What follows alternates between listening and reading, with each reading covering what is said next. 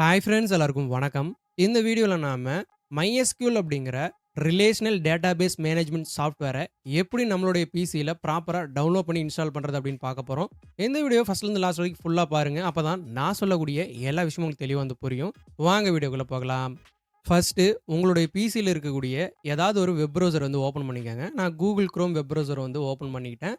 இதுல மேல சர்ச்ல MySQL அப்படின்னு டைப் பண்ணுங்க. டைப் பண்ணி என்டர் குடுத்து சர்ச் பண்ணுங்க. இந்த மாதிரி நெறைய சர்ச் ரிசல்ட் வந்து கெடைக்கும். இதுல mysql.com அப்படின்ற இந்த வெப்சைட்லேருந்து உங்களுக்கு ஒரு சர்ச் ரிசல்ட் வந்து வந்திருக்கும். இத கிளிக் பண்ணி ஓப்பன் பண்ணுங்க. இதுதான் MySQL ஓட அஃபிஷியல் வெப்சைட்டு. இதுல மேல டவுன்லோட்ஸ் அப்படின்ற ஆப்ஷன் வந்து குடுத்திருப்பாங்க. இந்த ஆப்ஷன் வந்து கிளிக் பண்ணுங்க. கீழ ஸ்க்ரோல் பண்ணி வாங்க. MySQL கம்யூனிட்டி எடிஷன் அப்படின்ற ஒரு செக்ஷன் இருக்கும். இதுல கீழ பாருங்க MySQL கம்யூனிட்டி பிராக்கெட்ல GPLன்னு போட்டு டவுன்லோட்ஸ் அப்படின்னு குடுத்திருப்பாங்க. இந்த ஆப்ஷன் வந்து கிளிக் பண்ணுங்க. இந்த மாதிரி உங்களுக்கு ஓப்பன் ஆகும். இதுல கீழ லாஸ்ட்டா பாருங்க MySQL இன்ஸ்டாலர் ஃபார் விண்டோஸ் அப்படின்ற ஆப்ஷன் இருக்கும். இந்த ஆப்ஷன் வந்து கிளிக் பண்ணுங்க. MySQL இன்ஸ்டாலர் 8.0.45 அப்படின்றது இப்போ எனக்கு இருக்கக்கூடிய கரண்ட் வெர்ஷன்னு. நீங்க யூஸ் பண்றப்போ உங்களுக்கு வெர்ஷன் வந்து மாறலாம். அது பிரச்சனை கிடையாது. ஸ்டெப்ஸ் எல்லாம் சேம் தான். கீழ பாருங்க 2 ஆப்ஷன் வந்து குடுத்திருப்பாங்க. இதுல 2வதா இருக்கக்கூடிய MySQL இன்ஸ்டாலர் கம்யூனிட்டி அப்படின்னு போட்டிருக்கும். இங்க பார்த்தீங்கன்னா தெரியும். இந்த மாதிரி இருக்கும். இந்த ஆப்ஷனுக்கு நேரா இருக்கக்கூடிய இந்த டவுன்லோட் ஆப்ஷன் வந்து கிளிக் பண்ணுங்க. இந்த மாதிரி லாகின் சைன் அப் ஆப்ஷன் வந்து கேட்கும். இது நமக்கு தேவையில்ல. கீழ பாருங்க no thanks just start my download அப்படின்ற ஆப்ஷன் இருக்கும். இந்த ஆப்ஷன் வந்து கிளிக் பண்ணுங்க. சாஃப்ட்வேர் பார்த்தீங்கன்னா டவுன்லோட் ஆக ஆரம்பிச்சிரும். இந்த மாதிரி டவுன்லோட் ஆகுற வரைக்கும் கொஞ்சம் வெயிட் பண்ணலாம்.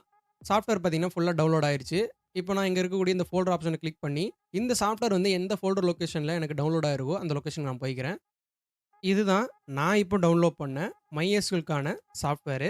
இத நான் எப்பவும் போல டபுள் கிளிக் பண்ணி இன்ஸ்டால் பண்ண ஸ்டார்ட் பண்றேன். நீங்களும் இன்ஸ்டால் பண்ண ஸ்டார்ட் பண்ணுங்க. நீங்க சாஃப்ட்வேர டபுள் கிளிக் பண்ணி ஓப்பன் பண்ணும்பொழுது, ஸ்க்ரீன்ல எஸ், நோ அப்படின்ற ஆப்ஷன் வந்து கேட்டுச்சு அப்படின்னா, எஸ், எஸ் அப்படின்னு குடுத்துக்கங்க. அத என்னால ஸ்க்ரீன் ரெக்கார்ட் பண்ண முடியாது அப்படிங்கிறதுனால நான் சொல்றேன். ஜஸ்ட் அத மட்டும் கரெக்ட்டா பண்ணிக்கங்க. உங்களுக்கும் MySQL இன்ஸ்டாலர் அப்படின்னு போட்டு, இந்த மாதிரி ஒரு சாஃப்ட்வேர் ஸ்க்ரீன் வந்து ஓப்பன் ஆகும். இதுல நெறைய ஆப்ஷன் வந்து குடுத்திருப்பாங்க. 3வதா இருக்கக்கூடிய இந்த ஃபுல் அப்படின்ற ஆப்ஷன் வந்து செலக்ட் பண்ணிக்கங்க. செலக்ட் பண்ணிட்டு நெக்ஸ்ட் அப்படின்ற இந்த ஆப்ஷன வந்து கிளிக் பண்ணுங்க. கீழ எக்ஸிக்யூட் அப்படின்ற ஆப்ஷன் இருக்கும். இந்த ஆப்ஷன் வந்து கிளிக் பண்ணுங்க. ஆட்டோமேட்டிக்கா இங்க இன்ஸ்டாலேஷன் ப்ராசஸ் வந்து நடக்கும். இங்க இருக்கக்கூடிய எல்லாமே உங்களுடைய சிஸ்டத்துல இன்ஸ்டால் வந்து ஆகும். கொஞ்சம் நேரம் வெயிட் பண்ணுங்க. இந்த மாதிரி உங்களுக்கு ஸ்டேட்டஸ்ல எல்லாத்துக்குமே கம்ப்ளீட் அப்படின்னு வந்திருக்கும். இங்க லெஃப்ட் சைட்ல பாருங்க எல்லாத்துக்கும் கிரீன் கலர்ல டிக் வந்து வந்திருக்கும். இந்த மாதிரி வந்ததுக்கு அப்புறம் கீழ நெக்ஸ்ட் அப்படின்ற ஆப்ஷன் வந்து உங்களுக்கு ஷோ ஆகும். இத கிளிக் பண்ணுங்க. இப்போ நமக்கு ப்ராடக்ட் கான்ஃபிகரேஷன் அப்படின்ற இந்த செக்ஷன் வந்து ஓப்பன் ஆகும். இதுல கீழ நெக்ஸ்ட் அப்படின்ற ஆப்ஷன் வந்து கிளிக் பண்ணுங்க. இங்க இருக்கக்கூடியத எதையும் நீங்க சேஞ்ச் பண்ண தேவையில்ல. டிஃபால்ட்டா இருக்கிறதே விட்டுருங்க. கீழ இருக்கக்கூடிய நெக்ஸ்ட் ஆப்ஷன் வந்து கிளிக் பண்ணுங்க. அகைன் கீழ இருக்கக்கூடிய நெக்ஸ்ட் ஆப்ஷன் வந்து கிளிக் பண்ணுங்க. இங்க ரூட் அக்கவுண்ட் அப்படின்ற ஒண்ணு கிரியேட் ஆகும். அந்த அக்கவுண்ட்டுக்கான பாஸ்வேர்ட் வந்து நீங்க செட் பண்ண வேண்டியிருக்கும். உங்களுக்கு என்ன பாஸ்வேர்ட் வேணுமோ அத இங்க குடுத்துக்கங்க. இங்க குடுக்கக்கூடிய பாஸ்வேர்ட மறந்துராம ஒரு இடத்துல சேஃபா நோட் பண்ணி வச்சுக்கங்க. பின்னாடி தேவைப்படும். நான் என்னோட அக்கவுண்ட்டுக்கான பாஸ்வேர்ட் வந்து குடுத்துக்கிட்டேன்.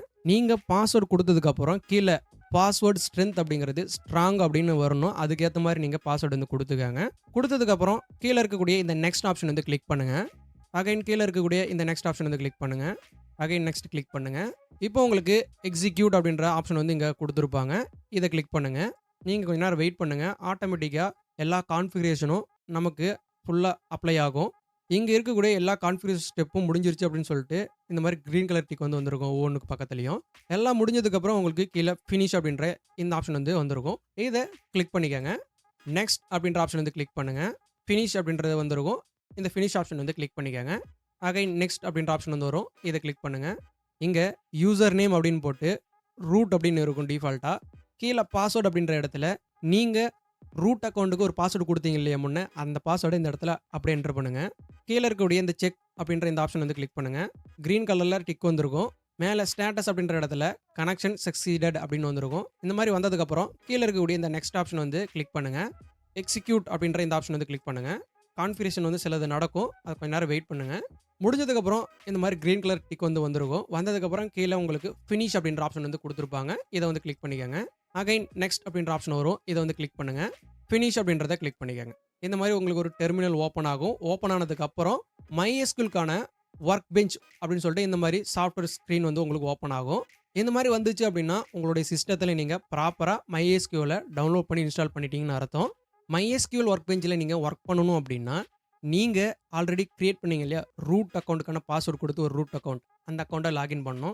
கீழ அந்த அக்கவுண்ட் பார்த்தீங்கன்னா, ஆட்டோமேட்டிக்கா இங்க காட்டும். இத ஜஸ்ட் கிளிக் பண்ணி ஓப்பன் பண்ணணும். ஓப்பன் பண்ணும்பொழுது பாஸ்வேர்ட் வந்து என்டர் பண்ண சொல்லும். உங்களுடைய ரூட் அக்கவுண்ட்க்கு என்ன பாஸ்வேர்ட் குடுத்தீங்களோ, அத இங்க குடுத்துக்கங்க. நான் என்ன பாஸ்வேர்ட் குடுத்தேனோ, அத இங்க குடுத்துக்கிட்டேன்.